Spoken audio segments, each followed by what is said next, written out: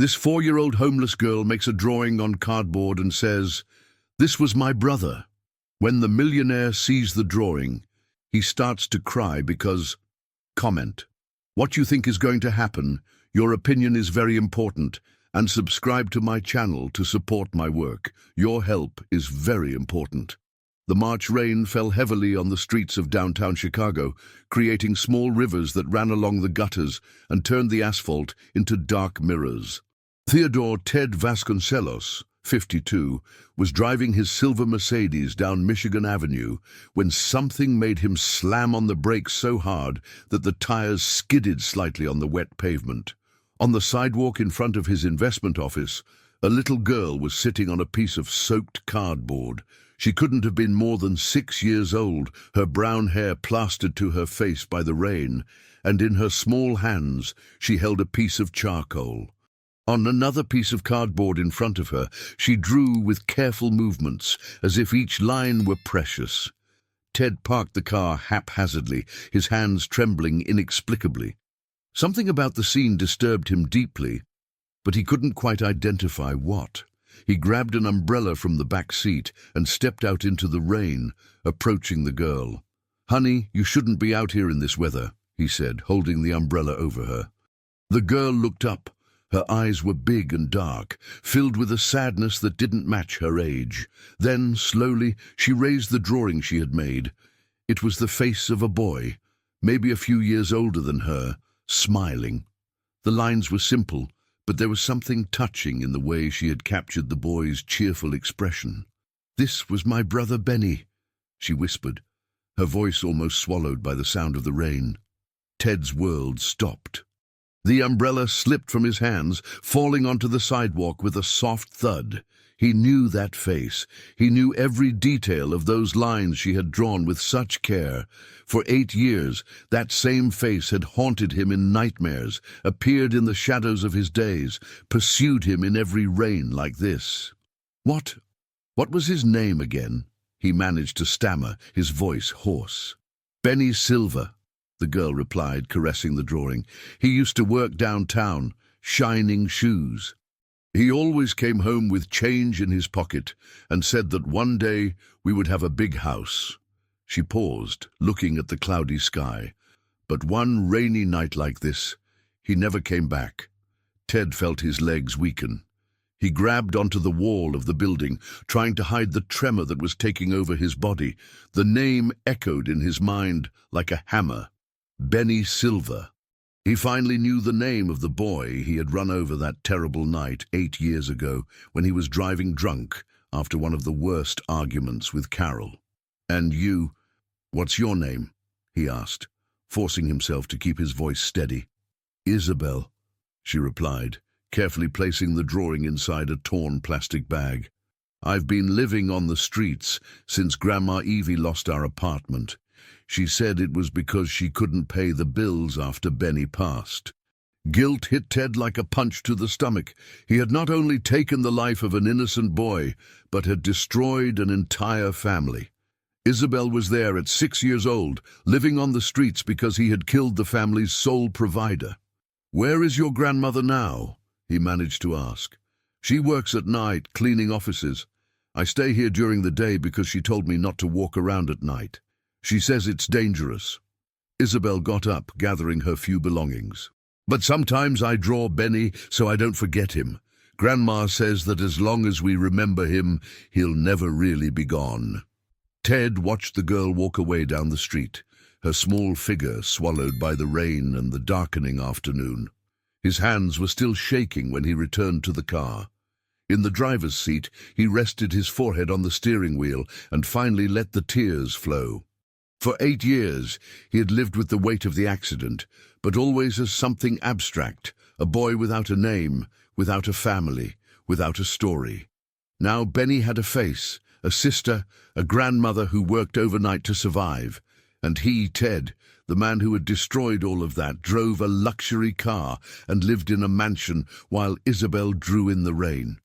When he got home, Carol was waiting for him in the living room, her blonde hair perfectly styled, wearing an expensive business suit. At 48 years old, she maintained the impeccable appearance that had always characterized her, but there was a coldness in her blue eyes that had intensified over the years. "You're late," she said, without looking up from the home decor magazine she was flipping through. "And you're soaked. What happened?" Ted hesitated. How could he explain the whirlwind of emotions he was feeling? How could he talk about Isabel without revealing the terrible secret he carried? "I just saw a child on the street, in the rain," he said, taking off his wet jacket. Carol finally looked at him, a look of disdain crossing her face. "So what? The city is full of street kids. It's not our problem." His wife's coldness hit him like a slap in the face. He went up to the bedroom, leaving her alone with her magazine and her indifference. In the shower, the hot water mixed with his tears as the face of Isabel and her drawing of Benny were etched even deeper into his memory. That night, Ted couldn't sleep. He stood at the bedroom window, watching the rain still falling, thinking about the girl who was probably somewhere damp and cold, alone, drawing the brother he had taken from her. With every lightning bolt that cut through the sky, he saw again that night 8 years ago, felt the impact, heard the sound that would haunt him forever. When dawn broke, a decision had formed in his mind. He couldn't bring Benny back, but he could, somehow, try to repair at least part of the damage he had caused, even if it meant carrying the weight of guilt for the rest of his life, even if it meant confronting secrets that could destroy everything he had built. In the 2 weeks that followed, Ted developed a routine that consumed him completely. Every day, after work, he would drive down Michigan Avenue looking for Isabel. He always found her in the same spot, sitting on the sidewalk with her drawings, as if that were her little territory in the world. In the beginning, he limited himself to observing her from a distance, parking across the street. He studied her every gesture, the way she protected her papers from the rain, how she divided the few pieces of bread she got with the stray cats that approached. The guilt gnawed at his stomach like acid, but at the same time he felt a compulsive need to be near her. In the 3rd week, he began to leave things for her. A sandwich forgotten on the park bench where she used to sleep. A children's sweater lost in a bag next to the trash can she rummaged through in search of paper to draw on. Small, anonymous gestures that tried pathetically to ease the weight of his conscience. Isabel always accepted the gifts with the naturalness of someone who had learned to receive kindness as a rare miracle. She never questioned where they came from, just whispered a thank you to the wind, as if she knew someone was watching over her in the shadows. But Carol began to notice the changes in her husband's behavior. Ted came home late, distracted, and there was a constant anxiety in his eyes that she couldn't decipher. During a tense dinner at the Vasconcelos mansion, she finally confronted her husband. "Where have you been going, Ted?" she asked, cutting her salmon with precise, cold movements. "In recent months you seem like a different person, distant." Ted almost choked on his wine. "I'm fine, Carol, just worried about business."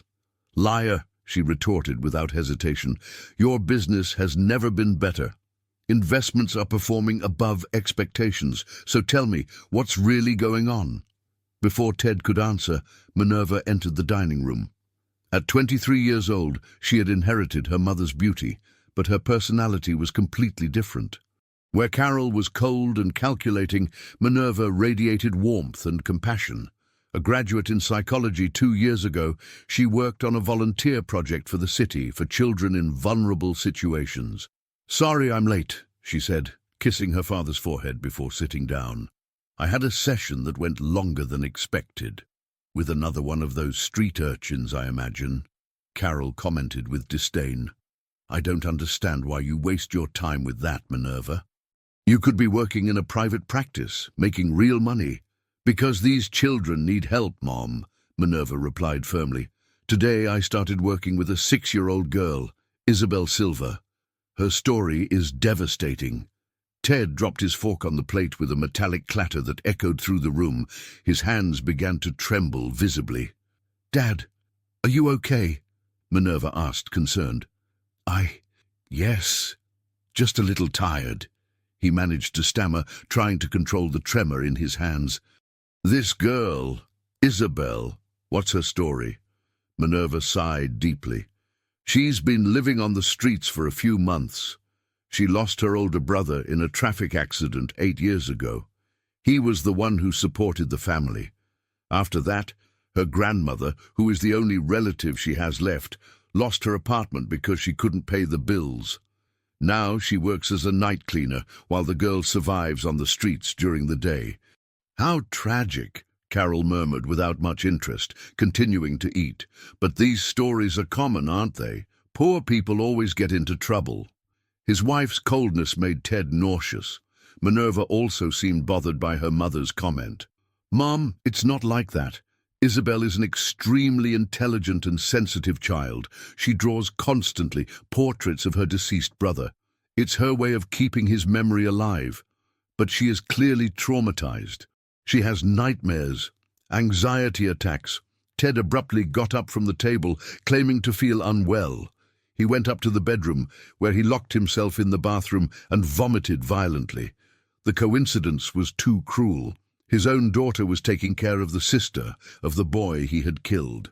Fate seemed to have plotted an elaborate and perverse punishment. In the following days, Ted couldn't focus on anything else. During business meetings, his mind wandered to Isabel and her sessions with Minerva. He wondered if he should tell his daughter everything, but the fear of losing her love and respect paralyzed him. One Thursday morning, while watching Isabel from his office window, he noticed that she seemed more agitated than usual. She walked back and forth, constantly looking around as if searching for someone. When she finally sat down and began to cry, holding one of her drawings against her chest, Ted couldn't take it anymore. He went down to the street and approached her for the first time since that first day in the rain. "Isabel, are you okay?" She looked up, her eyes red from crying. "Oh, it's the umbrella man," she said, trying to smile through her tears. "I'm looking for my grandma Evie. She didn't come home last night. She's never been gone this long." Ted's heart squeezed. "Where does she work? We can try to find her." "In the offices downtown," Isabel replied, wiping her eyes with the back of her hand. "But I don't know exactly where. She always left at night and came back early in the morning." Ted spent the rest of the day making discreet calls, using his business contacts to find out about cleaners who worked downtown. It was on one of those calls that he received the news he feared. A 71-year-old woman named Evie Silver had been admitted to County General Hospital after collapsing during work. When he found Isabel again in the late afternoon, she was still in the same place, now hugging a torn bag that contained all her drawings. "Isabel," he said softly, "I found your grandmother."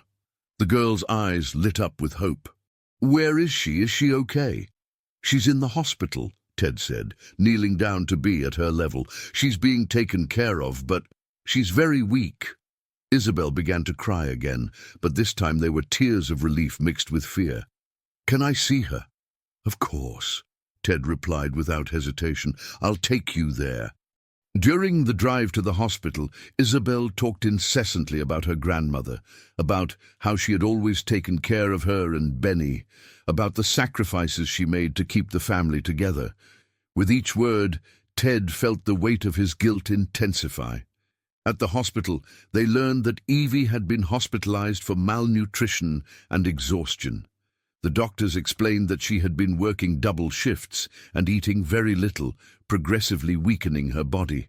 When Isabel saw her grandmother in the hospital bed, pale and fragile, she began to cry silently. Evie opened her eyes and smiled when she saw her granddaughter, reaching out a trembling hand to caress her face. "My little one," she whispered in a weak voice, "I was so worried about you." "Me too, Grandma. I thought you were gone like Benny." The mention of her grandson made Evie's eyes fill with tears. She looked at Ted, who was standing in the corner of the room, and asked, "Who is this man, Isabel?" Ted felt his throat tighten. How could he introduce himself to the grandmother of the boy he had killed? How could he look into the eyes of that woman who had lost everything because of him? He's the man who helped me find you, Grandma." Isabel replied innocently. Evie tried to sit up in bed to thank him, but Ted gently stopped her. "Don't get up, Mom. I just wanted to make sure Isabel would find you." Evie's eyes studied Ted's face with an intensity that made him uncomfortable. There was something in that look, a suspicion, a silent question that he couldn't decipher. "Thank you very much, Mr. Theodore," he replied, avoiding giving his last name. Theodore, just. When they left the hospital, it was already night. Ted offered Isabel a ride to where she was staying temporarily, a makeshift shelter under a marquee near downtown. On the way, she fell asleep in the back seat of the Mercedes, hugging her drawings. Through the rearview mirror, Ted watched her sleep and wondered how it was possible for such a small child to carry so much suffering on her shoulders. When they arrived at their destination, he woke her up gently. Before getting out of the car, Isabel looked at him with, "Mr. Theodore, why are you helping me?" The question caught him completely off guard. For a moment, he considered telling her the whole truth, finally freeing himself from the weight he carried, but looking at that innocent little face, he couldn't find the courage. "Because every child deserves to be taken care of," he said finally. Isabel smiled, the first time he had seen her smile genuinely. Benny used to say the same thing, that when he got rich, he was going to take care of all the children who didn't have a family. She paused, looking at the drawings in her hands. "I think you're like him, Mr. Theodore."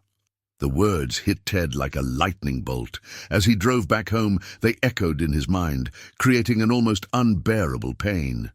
Isabel thought he was like Benny, when in reality he was the exact opposite, the man who had destroyed all of her brother's dreams. When he arrived home, he found Carol waiting for him in the living room, a look of suspicion plastered on her perfectly made-up face. "Where have you been until this hour, Theodore? And don't give me any excuses about work." Carol's mistrust grew with each day. Ted tried to maintain his normal routine, but it was impossible to completely hide the changes in his behavior. The unplanned outings, the whispered phone calls, the constant anxiety that emanated from him like a bitter perfume. The morning after the confrontation, while Ted was in the shower, Carol rummaged through his pockets and found a receipt from a pharmacy near the hospital. Children's medicines, vitamins, cough syrup. Her suspicion turned into a poisonous certainty. Her husband had an illegitimate daughter. Without wasting any time, she called Jake Malone, a private investigator she had used years ago to investigate employees suspected of theft at the family business. Jake was a 45-year-old man, a former cop, known for his discretion and efficiency in delicate cases involving people from Chicago's high society. "I need you to investigate my husband," Carol said on the phone, her voice as cold as ice. "I suspect he's supporting a bastard child. I want photos, documents, everything." Jake accepted the case without asking questions. He knew the type of situation well and knew that clients like Carol paid generously for compromising information. Meanwhile, Minerva continued her sessions with Isabel, unaware of the connection the girl had with her family. In the makeshift office at the community center, she watched the child draw compulsively, always the same themes. A family reunited, a smiling boy, a house with all the windows lit up. "Isabel, tell me about your dreams," Minerva said during one session, trying a different approach. The girl stopped drawing and looked at the psychologist with those big, sad eyes. "I dream that Benny comes home. He comes to pick me up on the street and says he got that job he wanted. Then we go back to our old apartment, and Grandma Evie doesn't have to work at night anymore." "And what else happens in the dream?" "Benny teaches me to read properly, like he promised before. He left. He always said I was very smart and that I was going to study at a big school." Isabel went back to drawing, her small hands trembling slightly. "But then I wake up and remember that he's not coming back." Minerva felt her heart clench. With each session, she discovered more about the depth of Isabel's trauma. The girl had created an imaginary world where her brother was still alive as a way to cope with the loss. "Isabel, Tell me about the night Benny passed." The child stopped drawing completely, her face closing up. It was raining a lot. He had gone to work downtown as always. Grandma made rice pudding because it was his favorite dessert.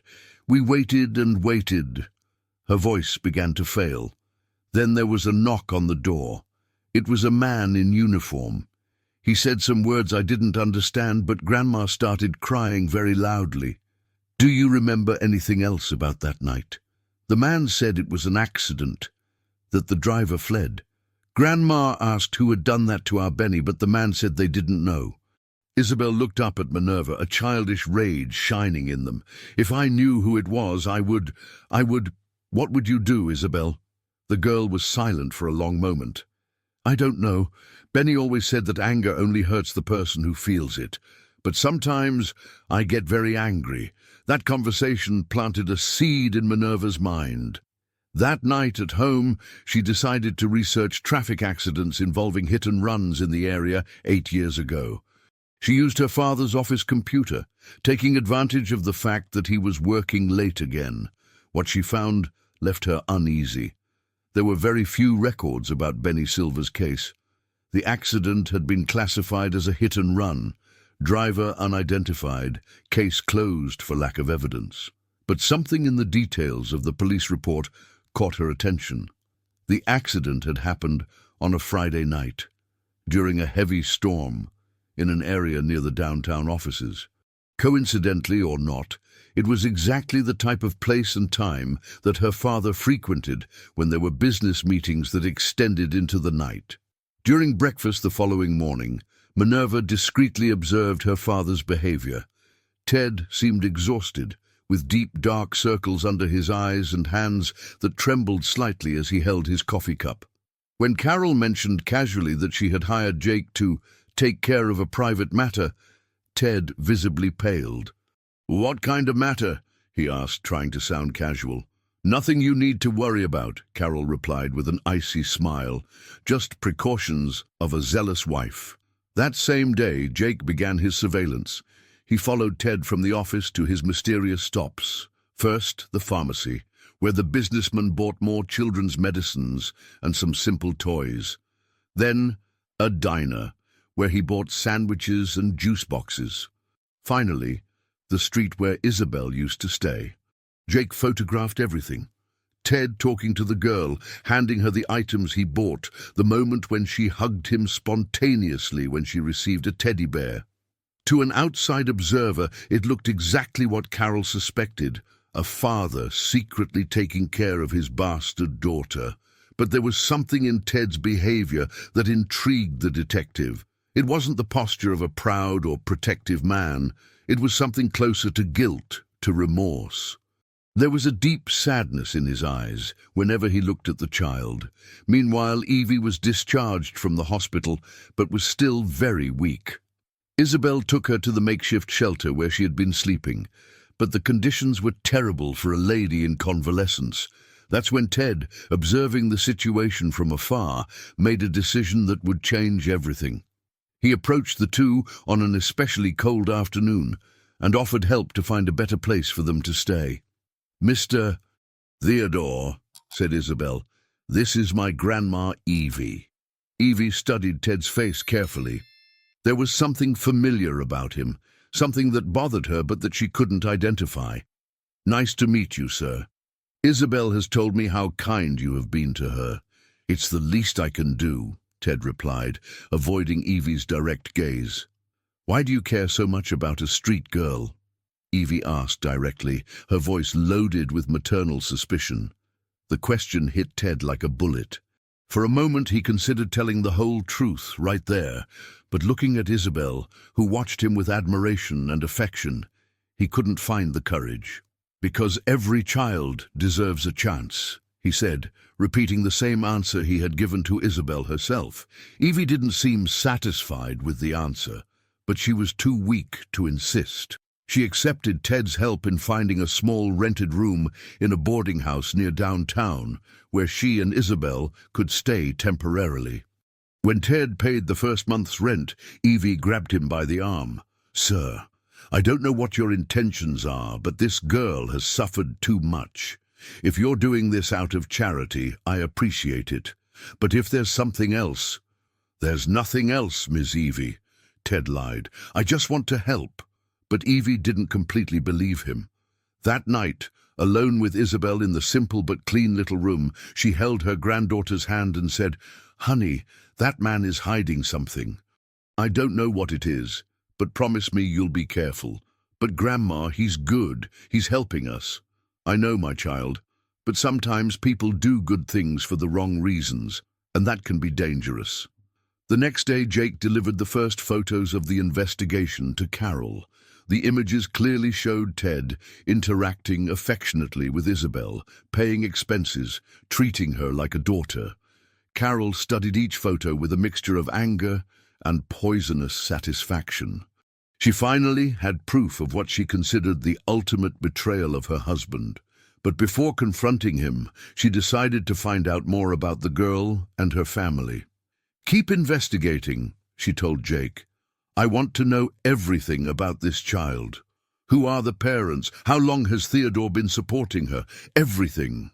Jake accepted the task, but something bothered him in the photos he had taken. There was a strange melancholy on Ted's face, a pain that didn't match the joy of a father discovering a daughter. It was more like he was fulfilling a penance.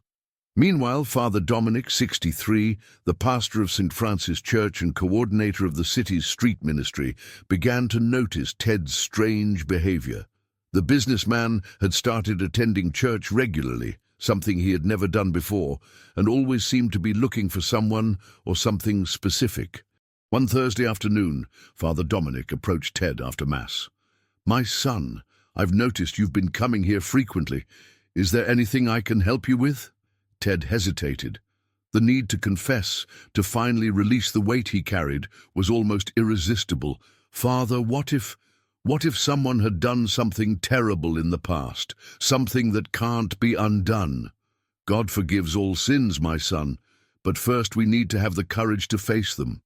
"What if confessing meant destroying other people, innocent people?" Father Dominic studied Ted's tormented face. "Sometimes, my son, what we think will destroy actually liberates. The truth has its own power to heal." Ted left the church even more disturbed. The priest's words echoed in his mind, but the fear of the consequences was still greater than his need for redemption. That night, while Carol planned her revenge and Jake prepared his final report, Ted stayed awake late, looking out the window at the sleeping city. Somewhere out there, Isabel was finally in a warm and safe bed, thanks to his help. But he knew that his generosity was just a drop in the ocean of pain he had caused. What he didn't know was that the next day, all the pieces of the puzzle would begin to fit together irreversibly. Jake's final report reached Carol's hands on a cold autumn morning. She read it in the privacy of her private office, her perfectly manicured nails drumming on the mahogany desk as she absorbed every detail about the life of Isabel Silva. What she discovered left her momentarily confused. The girl was not Ted's daughter. Birth records clearly showed that she was the sister of Benny Silva, killed in a hit-and-run 8 years ago. But then, why was Ted so obsessed with taking care of her? The answer came in a specific line of the report. Date of accident, March 15th, 2015, Friday, during a heavy storm, driver unidentified. Carol remembered that night perfectly. It had been one of the worst arguments they had ever had as a couple. Ted had left home furious, drunk, driving in the rain after a fight about his increasing absences at home. When he returned hours later, he was in a state of shock, the car with a small dent in the bumper that he claimed to have hit a pole. At the time, she didn't question the explanation. Now, with the pieces fitting together, a terrible understanding took over her. Ted wasn't taking care of a bastard daughter. He was trying to redeem himself for having killed the girl's brother. The discovery brought a complex mix of emotions. Relief that there was no other woman involved, but also an opportunity for power that she had never imagined having.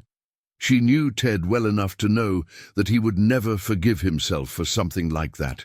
This guilt was a powerful weapon in her hands. Meanwhile, Minerva deepened her own investigation into Benny Silver's case.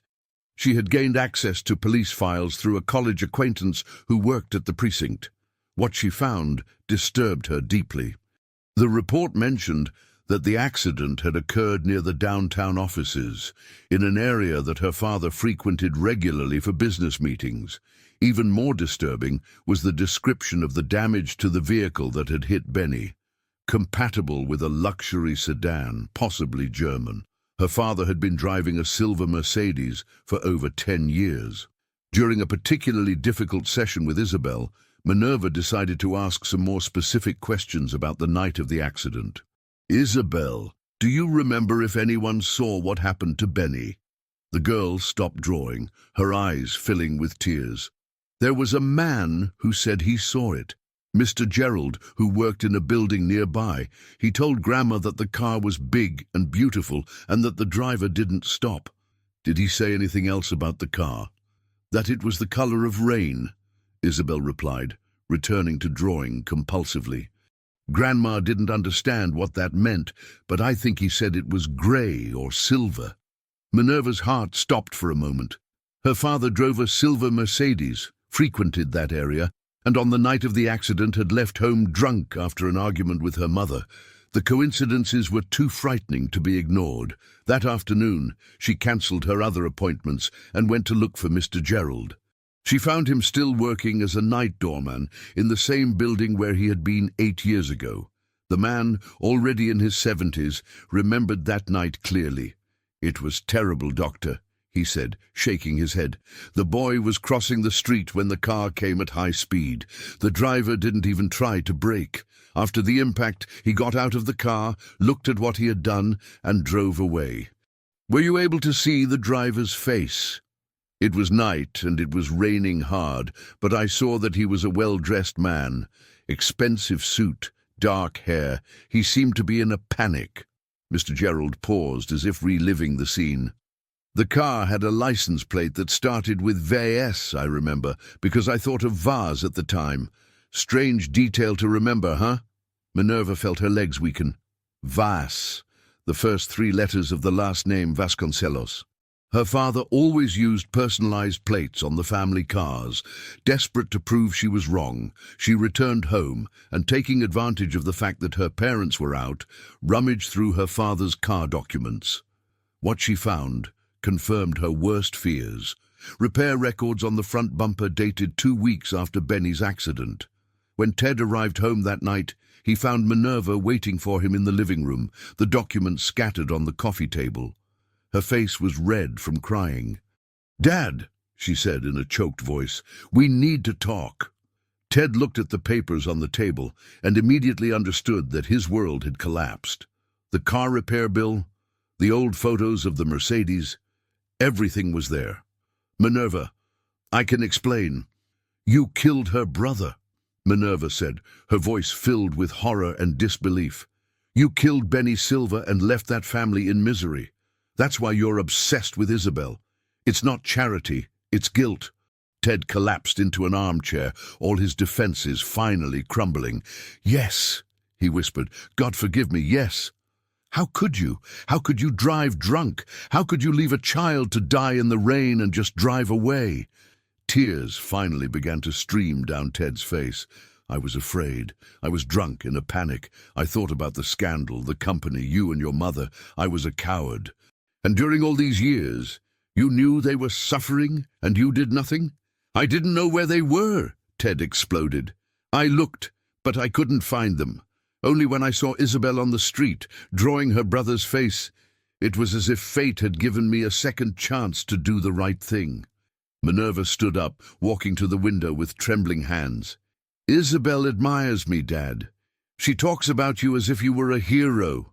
And I've been teaching her to trust people, to believe that there are good adults in the world. Minerva, please." "You destroyed her life twice," Minerva continued, turning to face him. "First when you killed Benny, and now when you're lying to her about who you really are." At that moment, Carol entered the room, having overheard part of the discussion from the hallway. Her face displayed a cold satisfaction at seeing her husband and daughter in conflict. "So you finally found out," she said with a cruel smile. "I've known for days." Father and daughter turned to her in shock. "You knew?" Minerva asked, incredulous. "I hired a detective to follow your father. I thought he had a mistress, but I discovered something much more interesting." Carol approached Ted, who remained seated like a defeated man. "A fugitive criminal right in my house. How ironic." "Mom, how can you be so cold?" Minerva protested. "Cold? I'm realistic. Your father committed a crime and fled the consequences. For 8 years, we have lived off that child's blood, and now he wants to play savior. It's pathetic." Ted looked up at his wife, seeing for the first time the true nature of the woman he had married. "What do you want, Carol?" "I want you to stop this charade immediately. Cut all ties with that girl and her family. If you don't, I myself will tell them who you really are." "No," Minerva said firmly. "They deserve to know the truth." "And you think that's going to help anyone?" Carol replied. "It will destroy that child to discover that the man she sees as a protector is the killer of her brother." "He's not a killer," Minerva said, even knowing that she was defending the indefensible. "It was an accident. An accident that he chose to hide for 8 years, Carol cut in. "He chose to protect himself instead of facing the consequences." A heavy silence filled the room. Ted knew that Carol was right. Revealing the truth would destroy Isabel, but continuing to lie also seemed like a cruelty. "I need to think," he said finally. "There's nothing to think about," Carol replied coldly. "Tomorrow you will distance yourself from them for good, or I myself will take care of telling them everything." That night Ted couldn't sleep. On the other side of town, Isabel was also awake, drawing another portrait of Benny by candlelight in the small room she shared with Evie. And upstairs in the Vasconcelos mansion, Minerva cried silently, knowing that the next day she would have to choose between protecting her father and doing justice to the girl she had learned to love as a patient. Fate had intertwined their lives in a cruel and irreversible way, and now every decision they made would have devastating consequences for everyone involved. The following morning brought with it a storm that strangely resembled that night 8 years ago. Ted woke up to the sound of rain beating against the windows of the mansion, a sound that always transported him back to the moment that had changed everything. His hands trembled as he dressed, knowing that he needed to make a decision that would forever affect the lives of innocent people. Carol had already left early, but had left a note on the dresser. "I hope you made the right decision. There won't be a second chance." Minerva was in the kitchen when he went downstairs, distractedly stirring a cup of cold coffee. Her eyes were red and swollen from crying. "Dad," she said without looking up, "I've been thinking all night. I think I know what you should do." Ted poured himself coffee with trembling hands. "And what would that be?" "Tell Isabel and Evie the truth, but not alone. Let me prepare them first, during a few sessions. I can help Isabel process this gradually. Minerva, your mother is right about one thing. This will destroy that girl. And you think continuing to lie won't? Dad, she already trusts you. If she finds out the truth from someone else, it will be much worse." Ted drank the bitter coffee, feeling it burn his throat. "There's something else you need to know. Last night, I called a lawyer. The statute of limitations has expired. Even if I confess, I can no longer be legally punished." Minerva stared at him with a mixture of relief and disappointment. "And does that change anything?" "It makes my confession purely moral. There will be no legal justice for Benny." "Maybe justice isn't legal, Dad. Maybe it's emotional, spiritual." At that moment, the house phone rang. It was Father Dominic. "Ted, my son, I need to speak with you urgently. Can you come to the church now?" Something in the priest's tone made Ted uneasy. "Did something happen?" "Just come, please. It's about the girl you've been helping." Ted arrived at St. Francis Church in the pouring rain. Father Dominic was waiting for him in the confessional, but this time the conversation would be face to face. in the small office in the back of the church. "My son, Evie Silver, came to see me this morning," the priest said without preamble. Ted's blood ran cold. "What did she want?" "She's suspicious of your intentions with Isabel. She's a very intelligent woman, and something in your behavior is unsettling her." "What exactly did she say?" Father Dominic sighed deeply. "She asked me to investigate you discreetly. She said there's something in your eyes when you look at Isabel, something that isn't just charity. A very deep sadness, a guilt." Ted felt the walls of the office closing in around him. "And what did you answer?" "That I would talk to you first." "Ted, that woman has lost everything. She lost the grandson who was her support. She lost her home. She almost lost her own life working to survive. If you're playing with her feelings and the girls—" "I'm not playing," Ted interrupted, his voice barely a whisper. "Father, I need to confess something I've been carrying for 8 years." And over the next 20 minutes, Ted told everything. The argument with Carol, the drunkenness, the accident, the escape, the years of silent guilt, the discovery of Isabel in the rain. Father Dominic listened in silence, his face reflecting a mixture of compassion and horror. "My God," the priest murmured when Ted finished. "All this pain, all this destruction. What do I do, Father? How can I look at that child, knowing that I destroyed her family?" "The right question isn't, how can you look at her, my son? It's how you're going to find the courage to tell her the truth. But that will destroy her." "Lying will too," Father Dominic replied firmly. "The truth has its own way of revealing itself. It's better that it comes from you, with love and repentance, than from someone else with cruelty." Meanwhile, in the boarding house where they lived, Evie tried to calm Isabel, who had woken up screaming from a nightmare. The girl had dreamed of Benny, but this time the dream had been different. "He was trying to tell me something, Grandma," Isabel sobbed, "but I couldn't understand. He seemed sad and worried." Evie hugged her granddaughter, but her own thoughts were troubled. There was something about Ted that bothered her deeply. The way he avoided her direct gaze, how his hands trembled when he was near them, how he seemed to carry an immense weight on his shoulders. "Isabel, my little one, promise me one thing. If we ever discover that Mr. Theodore isn't who we think he is, you'll remember that some people do bad things, but can truly regret them." "Why are you saying this, Grandma?" "Just promise." That afternoon, Minerva had a scheduled session with Isabel. She decided to start preparing the girl for the possibility of a painful revelation. "Isabel, have you ever thought about forgiving the person who hurt Benny?" The girl stopped drawing abruptly. "Why are you asking that?" "Because sometimes forgiving isn't about the person who did the bad thing. It's about freeing our own heart from anger."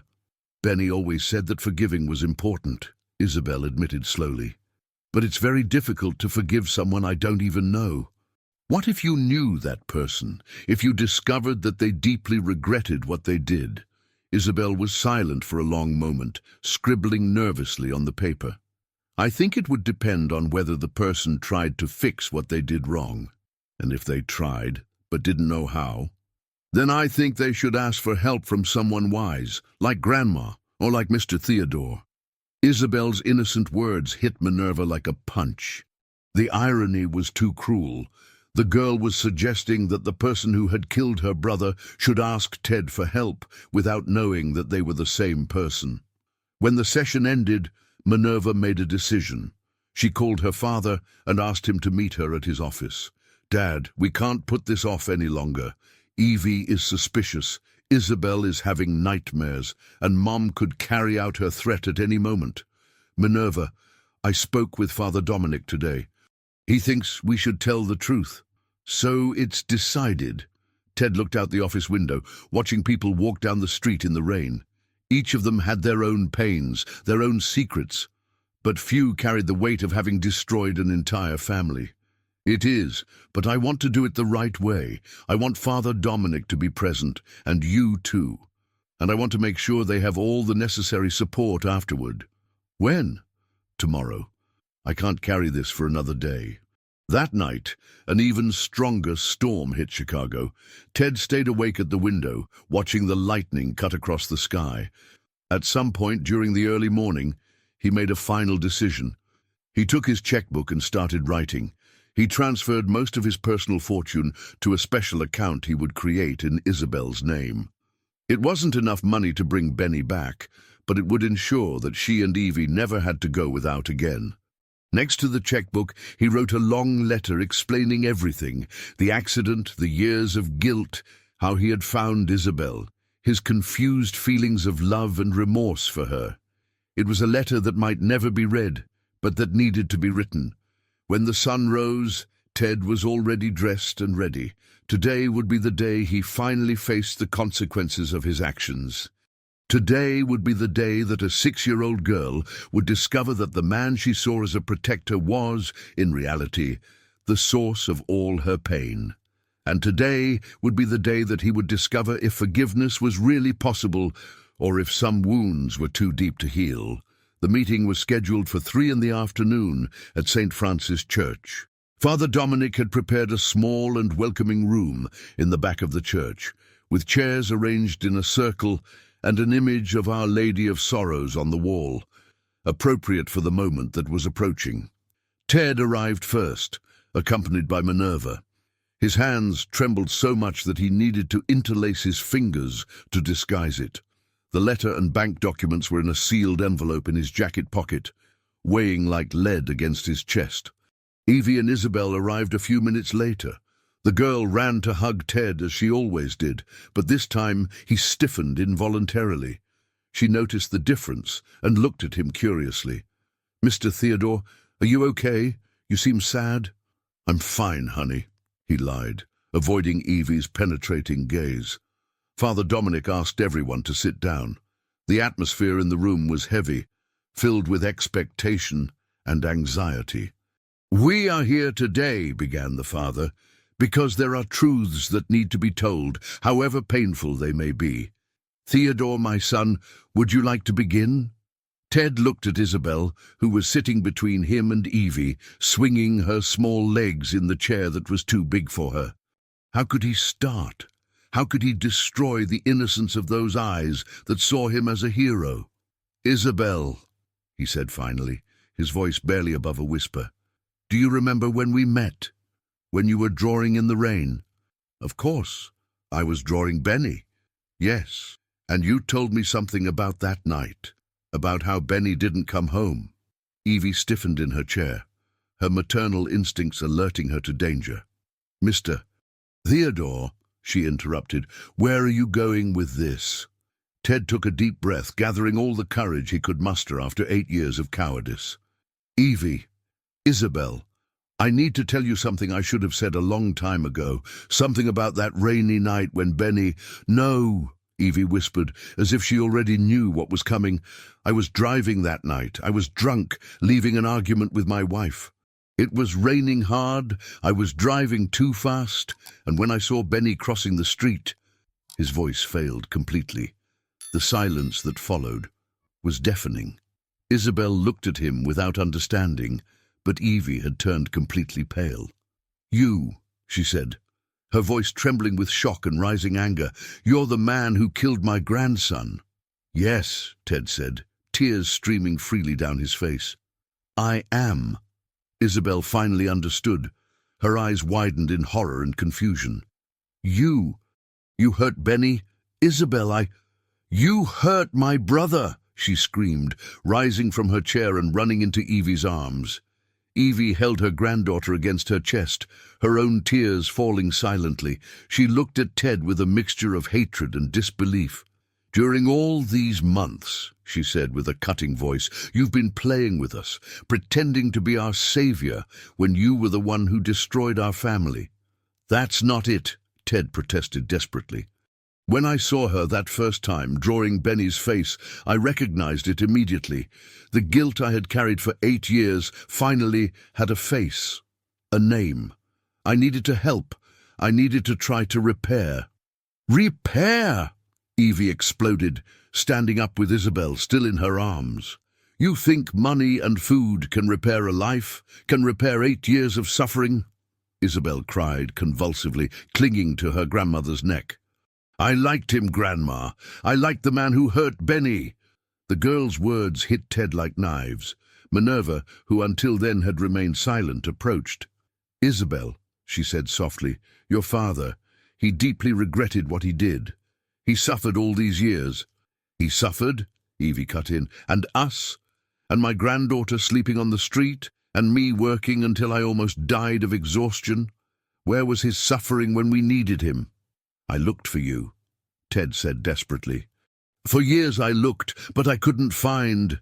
Lies. If you wanted to, you would have found us. You chose to forget. You chose to continue your rich and comfortable life while we lived with the consequences. Father Dominic tried to intervene. Evie, I understand your anger. No, Father, you don't understand. This man took everything from us and then shows up as our savior. It's too cruel. Ted stood up, taking the envelope from his pocket. Evie, I know that nothing I do can bring Benny back, but I can guarantee that Isabel has everything she deserves. Education, a home, security. We don't want your dirty money, Evie shouted, pushing the envelope away. Grandma, Isabel said suddenly, her voice small but firm. Grandma, stop.